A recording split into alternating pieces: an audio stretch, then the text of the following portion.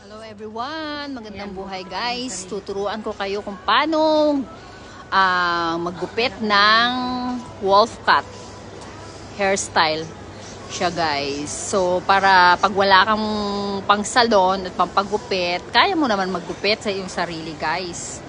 So kung gusto mo ng medyo layered, wolf cut layered, so first is itali mo ang iyong sa may bangs muna, hindi mo lalahatin tulad ng ginawa ko.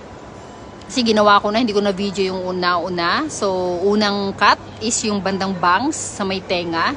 Gagawin mong V-shape yun, tapos ika-cut mo. And then after that, isabay mo na lahat ng iyong buhok. At ayan ang kalalabasan siya guys. Wolf cut.